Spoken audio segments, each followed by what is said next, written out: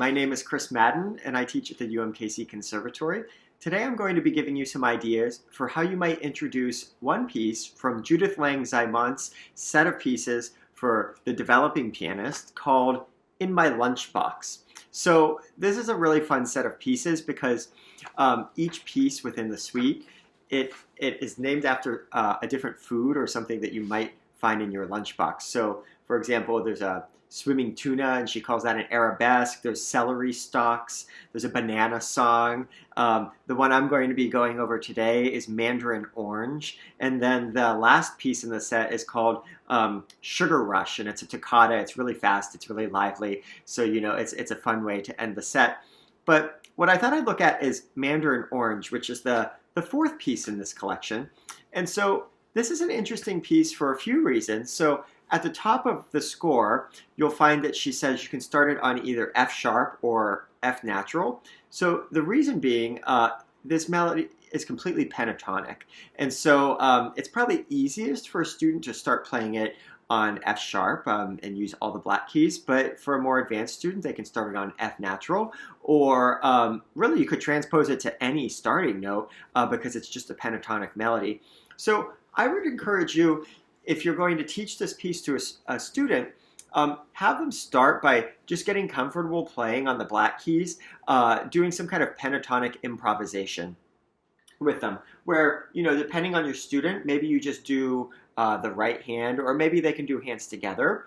But, you know, a teacher accompaniment, something simple where you're just playing sort of a 1 chord and F sharp major. Maybe you play the 6 chord, D sharp minor, and then the 4 chord B major, the dominant, C sharp major, and then back to F sharp major. You could do any variety of rhythms as the teacher. Of course, your students don't need to know what chords you're playing, but even if you do something like that,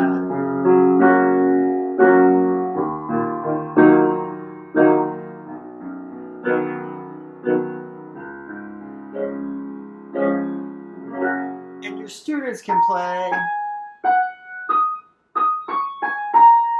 something on the black keys, and it'll sound fantastic. So I'd say just to sort of start getting a sound into their ears and get them comfortable, you know, playing melodic material on all black keys, that'd be a great activity. And that's a simple chord progression that'll make them sound really good as long as they don't accidentally play a white key. And then once you sort of get into the piece, I think this piece has some musical challenges that, and technical challenges as well. So musically speaking, I think one of the challenges you'll find right at the very beginning is that you often have a repeated note that happens over several measures, and at a slow tempo, sometimes it can start to sound a little bit vertical. So I'm thinking of the A sharp here at the beginning. We have 4 of them. We have here, here, here, and here. It's a lot of A sharps. And at a slow tempo, we want to make sure that there's always motion to or from the A sharps, these repeated notes. So sort of mapping out with your student, you know, what is the direction of all of these A sharps? Personally, I might go to the third one like this. Grow there and back away. That's a beautiful shape for me. But, you know, I think the important thing is from the very beginning, getting them listening so that it doesn't start to sound like that. That's not a very nice shape, okay? So finding places like that with these repeated notes and then choosing a shape from the very beginning.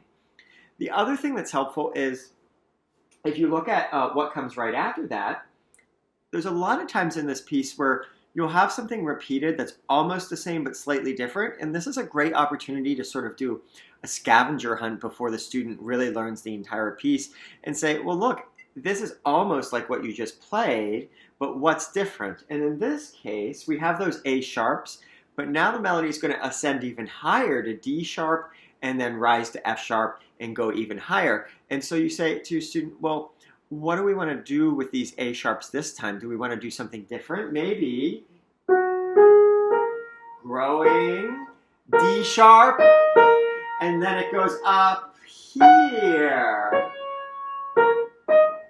Okay, so pointing that out ahead of time and drawing the student's ear to the subtle shape of the repeated notes and then the slight differences in how the melody rises higher, I think that just sort of sets the tone for a musical performance of this piece.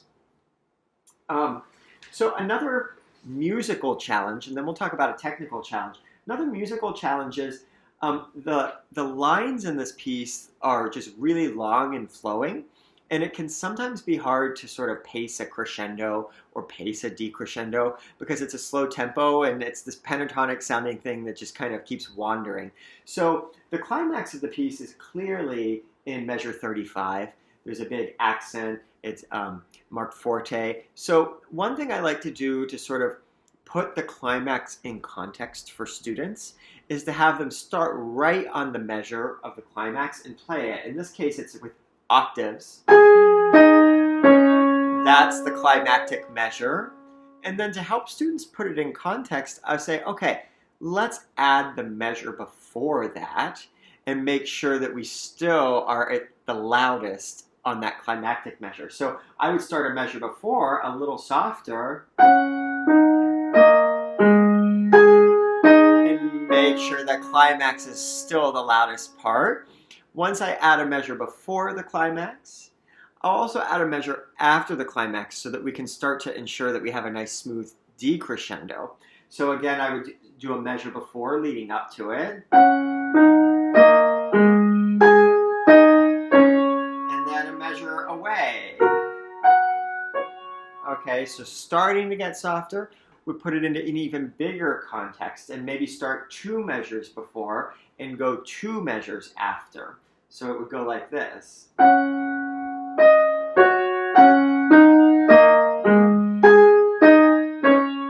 Then,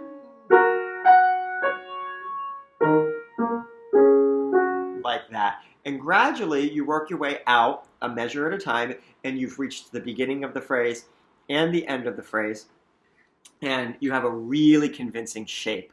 So not only does that serve a musical goal, but it's also nice because you're building in a lot of practice repetition right at the climax of the piece, because they're starting with the climax, they're always getting to the climax, they're leaving the climax over and over as you add a measure on each side. So it just develops a lot of confidence and musicality that they're going to sort of reach that goal of the piece. So those are a couple of musical challenges and how you might address them.